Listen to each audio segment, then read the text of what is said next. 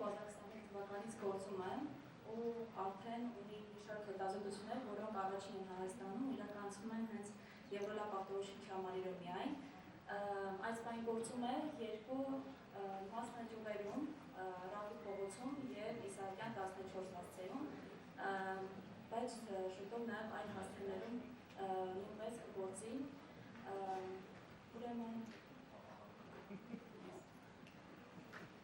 Եվրոլաբ ախտորոշիչ համալիրը 2025 թվականին ստացել է ISO 10589 հավաստագիրը ԱՆԱՊ միջազգային ամերիկյան կազմակերպության կողմից։ Այս տարի նույնպես երկրորդ անգամ մենք անցնելու ենք։ Եվրոլաբ ախտորոշիչ համալիրը շատերին հայտնի է որպես լաբորատոր ծառայություններ իրականացնող կլինիկա, ախտորոշիչ համալիր, բայց նաև ունենք կլինիկական ծառայություններ, այսինքն վարակաբանից սկսած մինչև սոնոգրաֆիկ հետազոտություններ իրականացվում են լաբորատորիայում ախտորոշիչ համալիրով։ Բժիշկներն էին վարակաբանը, սրտաբանը, էնդոկրինոլոգը, նյարդաբանը, ալերգոլոգը, սոնոգրաֆիստը,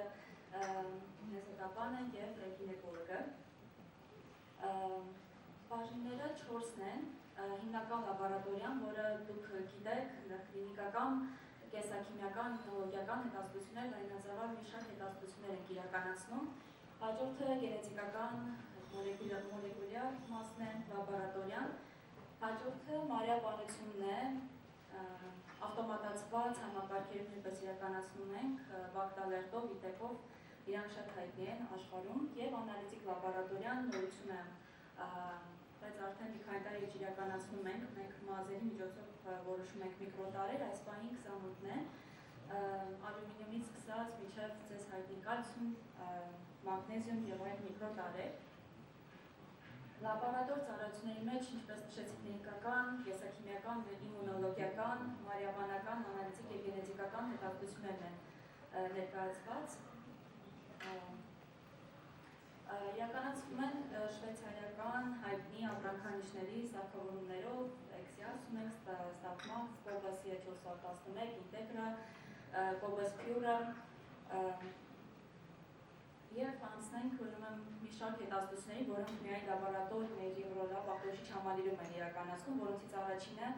նեյրոդեգեներատիվ հիվանդությունների ախտորոշումն է, իրականացում է ընդհանուր տաոսպիտակուցի ախտորոշումը, այսինքն 10-15 տարի շուտ կարող ենք ախտորոշել Ալցհեյմերի հիվանդությունը և արդեն այդ փուլում իրականացնել բժիշկների կողմից, այսինքն կարող է իրականացվել միջամտություններ, որոնք կկանխարգելեն։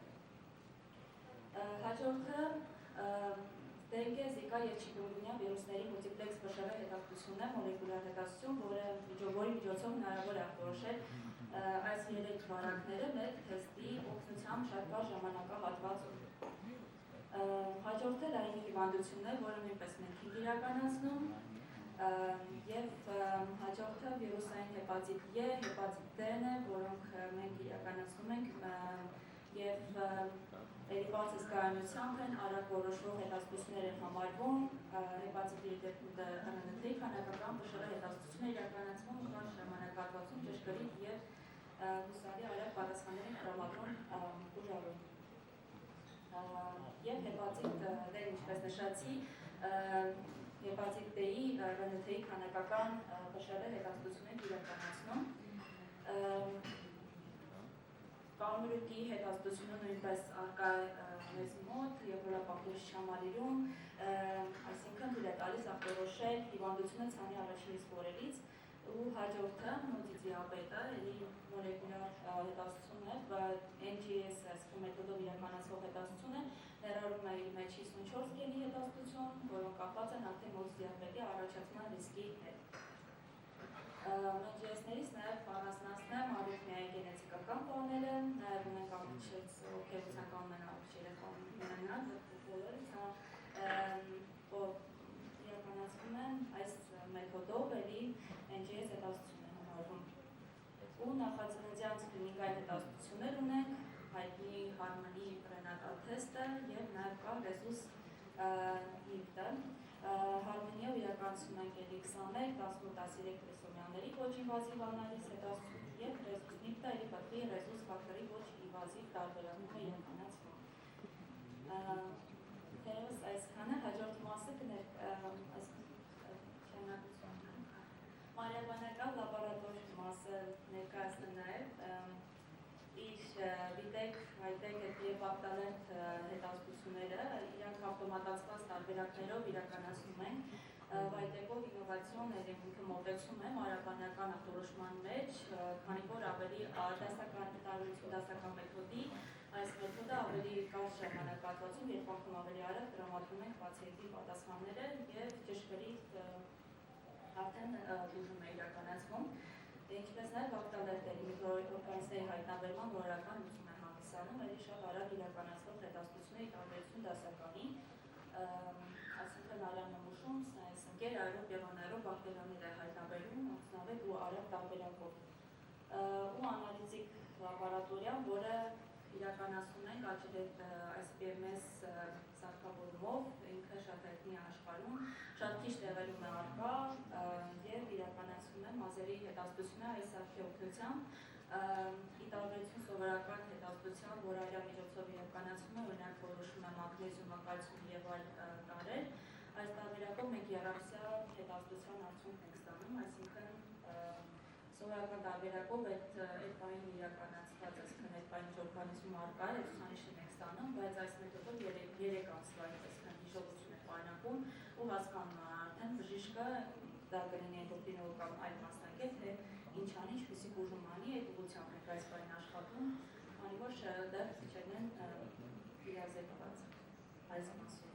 Հաջորդը փոխանցեմ իմ գործընկերոջը Սոնա Գալստյանին։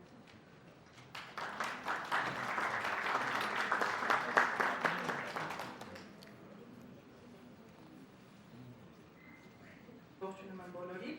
ես կշարունակեմ իմ կոլեգային, ես արդեն խոսամ ավելի մարքեթինգային, ինչու ենք մենք ընտրել այս տեստերը, ինչ նպատակ ունեն այդ հետազոտությունները, որ իրականացնում ենք, ու շատ ուրախ եմ, որ այսօրվա լսարանը ստացվել է ինչ-որ թիրախային լսարան, որը ուղիղ հապում է մեր ռազմավարության հետ, այսինքն 2026 թվականի մեր ընտրված ռազմավարությունը ուղիղ համեմատական այսօրվա թիրախային լսարանի հետ։ Նոր սերնդի ախտորոշում, ինչ է իրանից ներկայացնում, ինչ շոշափելի արժեքներ ենք մենք ներդրել մեզ մոտ և ինչու է դա կարևոր յուրաքանչյուրիս համար։ Հիմնականում ախտորոշիչ կենտրոնները, եթե դիտարկեն, բժշկական կենտրոններ կլինեն, լաբորատորիաներ կլինեն և այլն, հիմնականում աշխատում են արդեն հետևանքի հետ։ Այսինքն առաջացել է քաղցկեղ, մենք փորձում ենք բուժել քաղցկեղը, առաջացել է ինչ-որ էնդոկրին խնդիր, մենք փորձում ենք բուժել այդ էնդոկրին համակարգի խնդիրները, այնինչ կարելի է մեկ քայլ ավելի առաջ գնալ և փորձել գտնել պատճառները և արդեն սկսել կանխարգելումը պատճառներից։ Իմ գործընկերոջ կողմից նվարկված բոլոր հետազոտությունները միտված են դրան, որ մենք կարողանանք գտնել պատճառը և թույլ չտանք, որ դա դառնա խնդիր։ Շատ դժվար է հատկապես հայ հասարակության մեջ այդ խնդիրը բարձրաձայնել։ Այստեղ ուրեմն ներկայացնում եմ մի քանի տեստեր, սա որ ասում են take home message-ն է, որ մեզնից յուրաքանչյուրը պետք է գիտակցի և համ վերաբերվում է իրեն, համ իր շրջապատին, համ իր հարազատներին։ Մենք մազի միկրոէլեմենտար հետազոտության մասին Թամարան խոսեց, մեզնից յուրաքանչյուրը այսպիսի մի ասացված կա, մենք այն ենք, ինչ ուտում ենք, մենք այն ենք, ինչ միջավայրում մենք գոյատևում ենք և ապրում ենք։ Եվ անցած տարվա վերջ այս տարվա սկիզբ աղմուկ բարձրացրեց օրինակ օդի աղտոտման մակարդակը Հայաստանում և սարսափելի արդյունքներ են, բոլորն էլ դրան տիրապետում են։ Եվ մենք, որպեսզի ստանանք քաթով տվյալները Հայաստանի համար, մոտավորապես 100 մարդու մոտ հետազոտվեց մազի միկրոէլեմենտար հետազոտություն իրականացվեց և արդյունքները սարսափելի էին, այսինքն ծանր մետաղներով աղտոտվածությունը բավականին բարձր է Հայաստանում։ Սա սկրինինգային հետազոտություն է իրականացվել, դեռևս ոչ դիագնոստիկ նպատակներով, և ծանր մետաղներից օրինակ ալյումինի մակարդակի բարձրացում էր նկատվում, ուրանի մակարդակի բարձրացում էր նկատվում ու մնացած այլ բոլոր միկրոէլեմենտների դիսբալանս էր։ Հիմա օրինակ մենք խոսում ենք օնկոմարկերներով կանխարգելենք քաղցկեղը։ Ինչպես է առաջանում քաղցկեղը։ Եթե դուք օրինակ research տեսանկյունից փնտրեք հոդվածների CBI-ում կամ չգիտեմ, տարբեր գիտական պարբերականներում կհասկանաք, որ քայլերից մեկը հիմնականում ասում են ծանր մետաղներով աղտոտվածությունն է, ստրեսն է և գենետիկական նախատրամադրվածությունն է։ հեսա մի փոքր ուշ կանադառնամ նույն այդ մեխանիզմին, բայց հիմա օրինակ խոսեմ մեկ այլ հետազոտության մասին, որը ներդրված է մեր մոտ, եւ ինչ ուղիղ ասոցիացիա ունի դա աղտոտվածության հետ։ Մենք մեր լաբորատորիայում իրականացնում ենք նախա դեմենցիաների ախտորոշում մինչև դրանից 20-ից 25 տարի սկսվելը։ Այսինքն մարդը կարող է ընդհանրապես գանգատներ չունենա, բայց 20-ից 25 տարի հետո իր մոտ առաջանա Alzheimer, եւ այս կազմակերպությունը, ռոբոստիկ կազմակերպությունը, ում հետ մենք համագործակցում ենք եւ ում տեստերը ներդրված են մեզ մոտ, նույն հետազոտությունը իրականացվել է Հնդկաստանում եւ բացվել է Հնդկաստանի խոշոր քաղաքներում, որտեղ աղտոտվածության մակարդակը բավականին բարձր է, ուղիղ ասոցիացիա կա դեմենցիաների հետ, այդ թվում եւ Alzheimer-ի, եւ այստեղ մեկ բան եմ ուզում ասել, որ մենք արդեն խոսում ենք ինովացիա, նորարարություն, դա մենակ բառ չէ, մենք պետք է համահունչ քայլենք այդ տեխնոլոգիաների ժամանակի հետ համընթաց պետք է լինենք եւ այս տեստը մեզ թույլ է տալիս արյան միջոցով իրականացնել Alzheimer-ի ախտորոշում։ Նախկին տեստերի ժամանակ լումբալ ֆունկցիայի միջոցով ողնուղեղային հղկում է որոշվել այս նույն բիոմարկերները եւ այստեղ կարող ենք որոշել ինչպես Alzheimer-ը, այնպես էլ բոլոր տեսակի դեմենցիաները, որոնք կարող են մարդու կյանքի ընթացքում առաջանալ եւ նույնիսկ շատ հաճախ դիագնոստիկ թուրերի բացակայության պայմաններում չկարողանան հստակ ախտորոշել։ Եվ այս տեստը հիմա մեր մոտ ներդրված է, ու Alzheimer քեռի հետ հուսով եմ մեր պրոյեկտը վստահ է, որ կստացվի եւ արդեն սկրինինգային պրոյեկտ արդեն Հայաստանում արյան բիոմարկերը կներդրվի եւ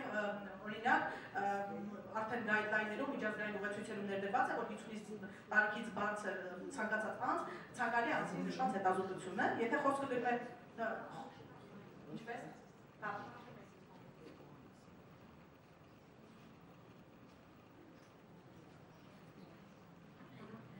եթե ներդրված է արդեն ուղեցույցերում եւ խոշոր կազմակերպությունների համար դա նույնպես խնդիր է։ Ենթադրենք ունեն շատ լավ աշխատողներ, որ իմ մոտ կարող է 20-ից 25 տարի հետո առաջանալ դեմենցիա, կարելի է կանխարգելել, որտեղ կա նաեւ արդեն կանխարգելող դեղամիջոց, որը կարելի է օգտագործել։ Սա տեսեք մի քանի բիոմարկերների միջոցով է իրականացնում, չեմ ուզում ձեզ ծանրաբեռնել, ընդհանրապես ձեզնից հասնելու է մատիծագործի միջոցով կամ երակային արյան միջոցով իրականացնել նշված հետազոտությունը, որը 100% արդեն դիագնոստիկ տեստ է, սա սկրինինգային տեստ չէ, in vitro դիագնոստիկ լոգոնիկ հաղթեր ունի, այսինքն IVD սերտիֆիկացված դիագնոստիկ տեստ է, ներդրված է մեզ մոտ, այսինքն ովքեր ցանկություն ունեն, սրան զուգահեռ կարող եք նաև իրականացնել գենետիկական տեստավորում, եթե ցանկություն կա, եթե նշված գեների մուտացիաներ կան, հավանականությունը բնականաբար բարձր է, որ կարան առաջանալ, բայց միայն մուտացիաներով բնականաբար չի, տեղ լիք այլ կոմպոնենտներ կան, որ ազդում են։ Եվ այստեղ բնականաբար մենք կրճատում ենք ժամանակը, մեր գաղափարը Եվրոլաբի կայանում է հետևյալում, որ պացիենտներին քիչ ցավ պատճառենք, այսինքն եթե հնարավոր է որևէ հետազոտություն իրականացնենք ոչ ինվազիվ գործիքներով, մենք դա իրականացնում ենք ոչ ինվազիվ գործիքներով։ Այդ դժվար է, հա, օրինակ 50 տարեկանից բարձր բոլորին ասել եկեք լումբալ ֆունկցիա անենք, որ հասկանանք, բայց արյան տեստի միջոցով ինձ թվում է մեծամասնությունը կհամաձայնվի, որ անցնի այդ հետազոտությունը։ Հաջորդ Եվրոլաբ ախտորոշիչ համալիրում ներդրված բոլոր գենետիկական տեստերը մենք հնարավորություն ունենք թքի կամ վերանի քսուկի միջոցով եւս ախտորոշել, կլինեն դեմենցիաներ, կլինի սրտանոթային համակարգի խնդիրներ, կլինեն էպիլեպսիա, հոգեկան խանգարումներ, նույնիսկ աուտիզմ սպեկտրի խանգարումներ, վերանի քսուկի եւ թքի միջոցով եւս հնարավոր է ախտորոշել։ Սակայն մի առանցքային խնդրի մասին եմ ուզում խոսել, որը նորարարություն է եւ 2024 թվականի Գալենի մրցանակ է ստացել։ Խոսքը զիրիկ էնդոտեստի մասին է։ Սովորաբար արդեն դաշտանային ցիկլով ապրող կանանց մոտ, երբ որ ցավը առաջանում է, հաճախ ծնողներից կամ իրենց բժիշկներից կլսեն, որ նորմալ է ցավը, կանցնի ինչ-որ X պերիոդում, իրականում ցավը երբեք նորմալ չէ եւ եթե ցանկացած ցավը հուշում է ինչ-որ խնդրի մասին։ Եվ այս ժամանակ արդեն մենստրուալ ցիկլի ցանկացած խանգարումների ժամանակ, որի ընթացքում դիտարկում են ցավեր եւ գործիքային ախտորոշումը չի կարող գտնել էնդոմետրիալ օջախները, մենք թքի միջոցով էլի 100%-անոց դիագնոստիկ տեստ է սա, կարող ենք ախտորոշել էնդոմետրիոզը, սա ոչ բնորոշ տեղակայված էնդոմետրիալ բջիջների մասին է խոսքը։ Սա մեր գենետիկ հետազոտությունների փաթեթն է, որը ներառում է ինչպես քաղցկեղի սկրինինգային, նախաժառանգական տրամադրվածություն, այնպես էլ սրտանոթային, նյարդային, բնածին արաբներ եւ այլն, որը իրականացվում է հաջորդ սերնդի սեկվենավորման տարբերակով, որը ամբողջ աշխարհում իրենից ներկայացնում են ռեֆերենս մեթոդ։ Եվ մի բան էլ ավելացնեմ, հսկայական թիմ է աշխատում հետազոտության վրա, մոտավորապես 20 ստորագրություն դուք գտնեք վերջում եւ պատասխանը հասանելի է, եթե այս հետազոտությունով դուք անցել եք Եվրոպայում եւ Ամերիկայում, նա եւս վալիդ է, այսինքն կարիք չկա կրկնելու հետազոտությունը աշխարհի որ գետով լինեք անցնում է։ Սա մոլեկուլային տեստավորման մեխանիզմն է, այստեղ մի քանի մասնագիտություններ, որոնք որդերի են հանրապետությունում եւ մասնագիտական բաց ունենք, համագործակցում ենք արտասահմանյան գործընկերների հետ եւ դուք ստանում եք միջազգային ստանդարտների համապատասխան պատասխան։ Մեր հիմնական նպատակն է, որ մի քանի բիոմարկերներ ենք մենք օգտագործում ցանկացած հիվանդություն ախտորոշելու համար, բոլորը նախընտրում ենք լինեն ոչ ինվազիվ տեստեր, որպեսզի պացիենտին քիչ ցավ պատճառենք եւ ունենան բարձր արդյունավետություն, այսինքն մենք հստակ կարողանանք վերջում ասել դու այս խնդիրը ունես, աշխատում ենք միջազգային ուղեցույցերի համաձայն, այն ուղեցույցերը, որոնք բացակայում են հանրապետությունում, աշխատում ենք մասնագետների հետ, որպեսզի ուղեցույցերը եւս ներդրվեն Հայաստանում։ Մեր թիմը մշտապես համալրվում է բոլոր այն բժիշկները, ովքեր ցանկություն կունենան միանալ մեր թիմին եւ ինչ որ թեկուզ ծրագրեր իրականացնել, կարող են HR շնիկ Եվրոլաբ GTM-ին ուղարկել իրենց ինքնակենսագրականները, սիրով կդիտարկենք։ Եվ տարբեր միջազգային հարթակներում մենք շատ ակտիվ ենք ու բնականաբար մեր հիմնական նպատակը նա է, որ խթանենք առողջ ապրելակերպը, իրոք առողջ ապրելակերպը եւ մարդկանց ստիպենք, որպեսզի իրենք մինչեւ խնդրի առաջանալը հետազոտվեն եւ կանխարգելեն ցանկացած հիվանդություն։ Մենք տարբեր միջազգային միջոցառումների նաեւ կենտրոնում ենք եւ տարբեր օրեր, որ նշվում է, օրինակ այսօր հազվադեպ հիվանդությունների օրն է, որին եւս մենք միացել ենք, միանում ենք այդ արշավներին եւս։ Կարող եք մեզ փնտրել Իսահակյան 14 տրաֆիկ 29 դրոպ 6 հասցեով